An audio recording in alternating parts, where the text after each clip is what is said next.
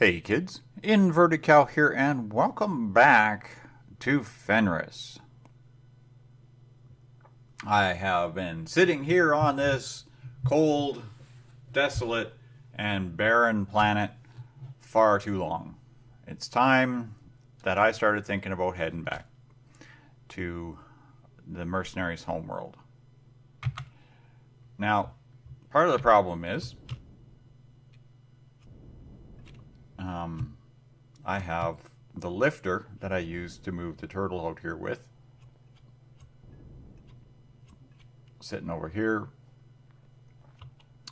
and it's good for going straight up. It's good for lifting the turtle off the ground, but I made the additional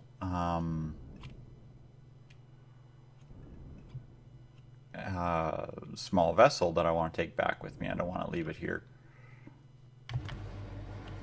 So I've got the turtle, and then I've got the flying shotgun. And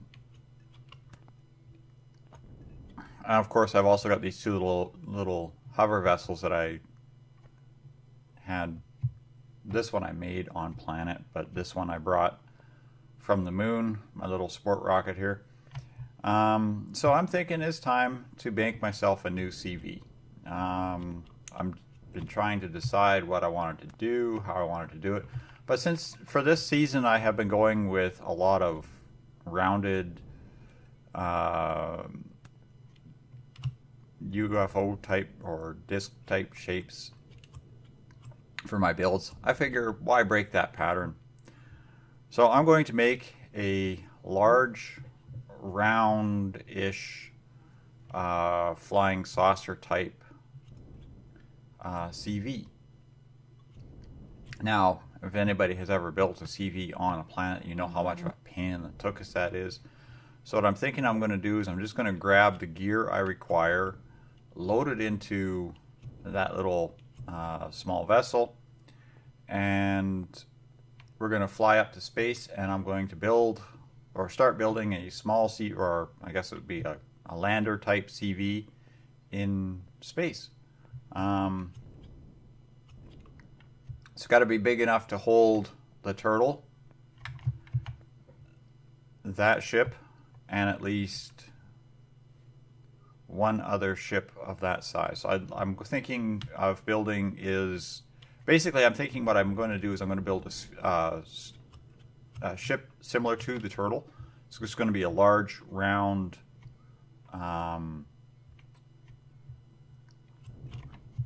what do you call it? Just a large sphere, or not sphere, but semicircle. But at each side, where you would have a thing, is going to be a loading dock. Each loading dock is going to be large enough to park the turtle into. So essentially, if I have 4 loading docks this large, that's good. Now, I couldn't get the turtle through these doors for some reason. These are the 9x10 doors. Measured the turtle, and it should fit through, but I'm thinking what the problem is. I'll bring up F6 here, so I have a cursor, you can see what I'm aiming at. What the problem is this lip on the door, particularly this angle piece, but this little lip here is actually larger than 1 block. See? The turtle will fit through with 1 block, but now we're talking, because there's 2 doors, so that's 2 blocks on one side. And if I go out again, it's going to be 3 blocks on one side, as you can see. And then if you come out to the edge of this thing, you're actually 3, almost 4 blocks. So it's 2, 4, almost 6 blocks that you lose on a 9x10 door, which is why this thing is having a hard time. Now, I did find a solution, of course. I don't have them on me, but using the roll shutters, I can make 5x5 shutters.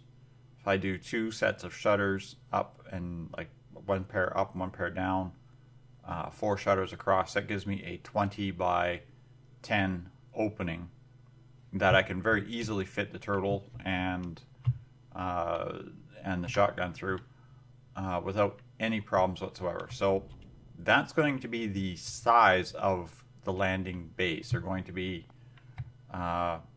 20 by 10 in height, and they have to be at least I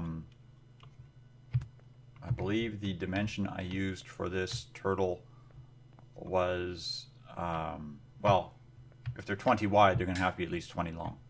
So I'm going to say probably about 25 long, so that I have room for between him and whatnot. So that means that each flat surface area here has to be 20 blocks long by a minimum of 10 blocks high. And then we're going to make a circle around that. So that's going to take a bit of doing to do, but we'll figure it out. Then I'm going to put just the large thruster blocks. I might make a couple of the large red thrusters because it is a lander, and it is allowed to have the large red thrusters facing downward. But this lander will be big. So that's what I'm going to start on. So I'm just going to grab some gear. I'm going to fly up to space. I'm going to start working on that. So don't go away, kids. I'll be right back. Hey, kids, we have made it back into space. Yes. I've just flown straight up from the planet, basically. And we're going to jump out and start working on building. Jetpack on, please. Thank you. Lights. No, lights make a huge difference in space. No, they don't. Always come out of these ships, no matter which way you come out. You always seem to come out upside down. Okay, there we go. So what we're going to do now is we're just going to place down the starter block for the CV.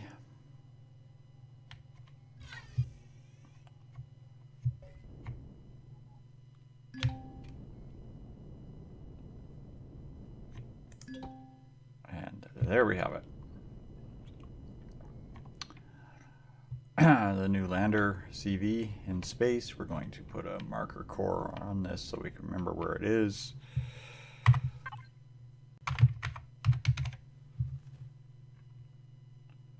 Accept that. Okay. So there we have the CV starter block down. From here, I will start building the surface of the CV. I'll start building the actual outline, the body, all the fun things that you have to do when building a new vessel. So, no, I'm not going to make you sit through all of that block placing simply because it's going to take me probably the next 4 to 6 hours to do, and I may have to actually cut it off and pick it up again later. So it's probably going to be on and off for the rest of the day. So don't go away, kids. I'll be back once I have the majority of the body outline done. Okay, kids, we have finished the bottom, if you will, of the CV. I have already used up almost all the stacks of combat armor I brought just doing this. It's only a layer thick and a ring. But the way it's looking, I might have to go and start making some combat armor, or I might have to do is take a trip over to one of Wolf's derelict ships out here in space and see if I can liberate a little bit more combat armor from them.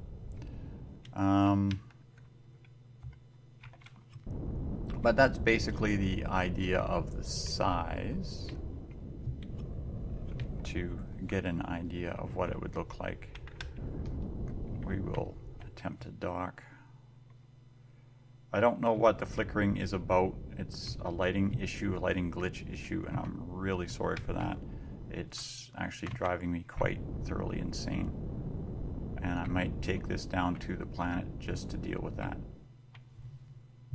So, there we go. That's the little blue shotgun here parked on the deck, so you get an idea of the size of the CV that I am building.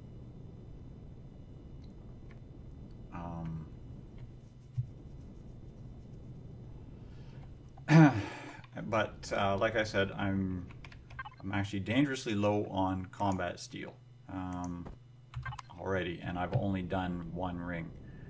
I've got 20 more rings to go, although I'm not filling out every ring. I'm only filling out the surface set of rings, and then I'm going to take this down to planet to continue building on it, because like I said, I am more likely going to have no choice but to build parts and things down on the planet, and it's a lot easier to do that. So that's going to do it, I think, for this episode. I know it's just a short episode, and I know it's just literally, this is me just building this. Been at it now for a couple of hours to get this far, and next episode I will pick it up when either I've taken this to the planet and I've continued, or I have come back up here with a load of combat steel, because I'm going to have, at some point in time, I have to go back to planet to get some more raw material.